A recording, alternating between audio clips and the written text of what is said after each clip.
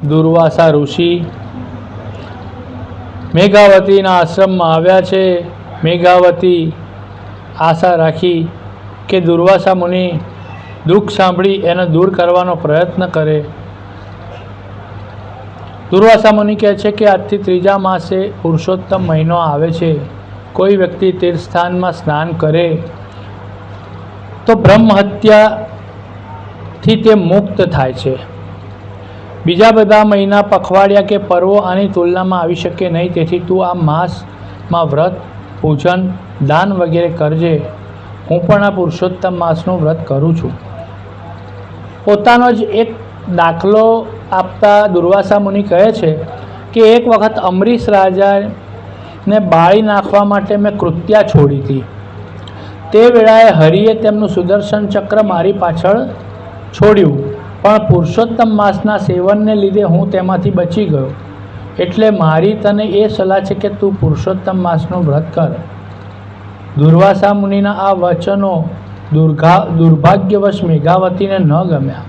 તેણે કહ્યું કે મહામુનિ, બીજા મહિનાઓને હલકા કેમ ગણો છો? ઉપરાંત પૃથ્વી પર સૂર્ય, ચંદ્ર, શિવ, ગણપતિ, જગદંબા આદિ દેવી દેવો છે. મનવાંછિત ફળ આપનાર છે. તો હું શ્રી રામ અને શંકર ભગવાનને શ્રેષ્ઠ માનું છું. રાત દિવસ તેમનું ધ્યાન ધરું છું.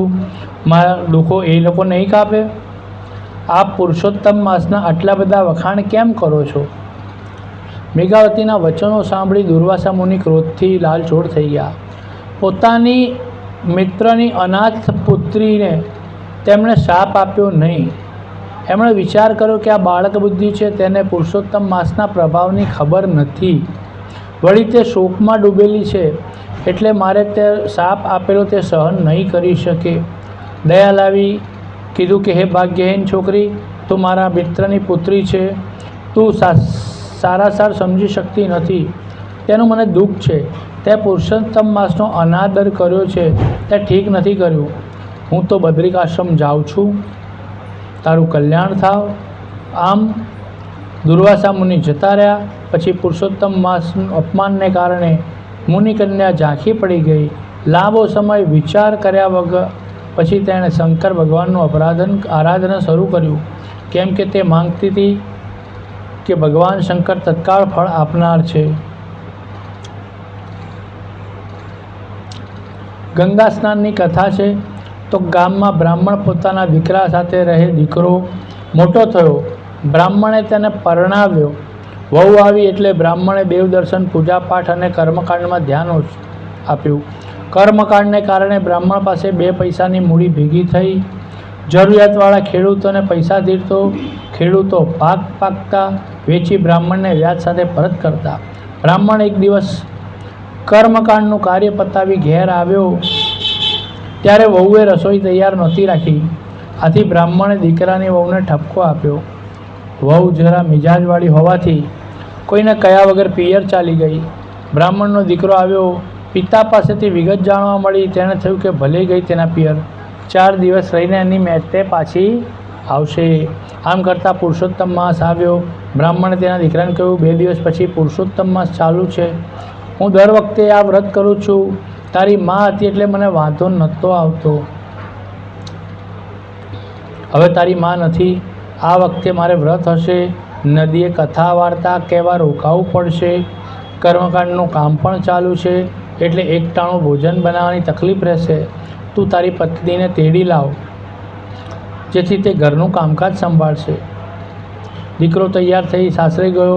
રસ્તામાં એક ખેતર આવ્યું. ખેતરમાં સરસ મજાનો પાક હતો. પાકને જોઈ તેનું દિલ ઠર્યું. ત્યાં તેની નજર ખેતરમાં ચરતી ગાય પર પડી. તરત જ તેને યાદ આવ્યું કે ખેતર તો ધનજી પટેલનું છે. ધનજી પટેલને પોતાના પિતાએ પૈસા છે, આ વાતની તેને ખબર હતી.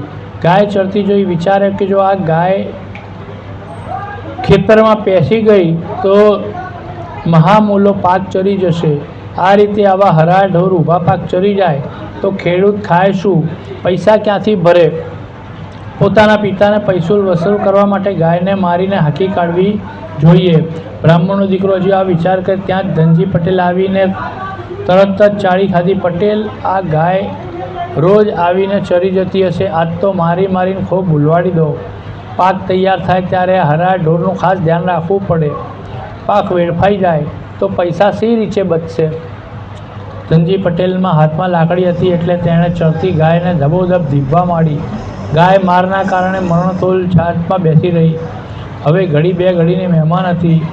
મરતા પહેલાં ગાયને વાચા ફૂટી તેણે બ્રાહ્મણના દીકરાને શાપ આપ્યો કે તે મારી વિરુદ્ધ ખોટી ભંભેરણી કરી, મને ખેડૂત પાસે પણ માર ખવડાવ્યો અને તેના પરિણામે હું થોડી વારમાં મરી જઈશ. હવે તારા કર્મ ફળ રૂપે તું ગધેડાનો અવતાર ભોગવીશ. આ શાપ સાંભળીને બ્રાહ્મણના દીકરાને પરસેવો વળી ગયો. તે ગભરાયો. એ તો ગાય માતાનો શાપ કોઈ કાળે મિથ્યા ન જાય. ગાયના ચરણમાં ઢળી પડ્યો, કરગરવા લાગ્યો કે હે ગૌ માતા, મારાથી આ અપરાધ થયો, મને ક્ષમા કરો. મારા પાપની સજા ભોગવવા હું તૈયાર છું, પણ આ શાપમાંથી હું ક્યારે અને કઈ રીતે મુક્ત થઈશ એ જણાવો. ગાય બોલી, તું સાસરે જઈશ ત્યાં તું ગધેડો બનીને જઈશ.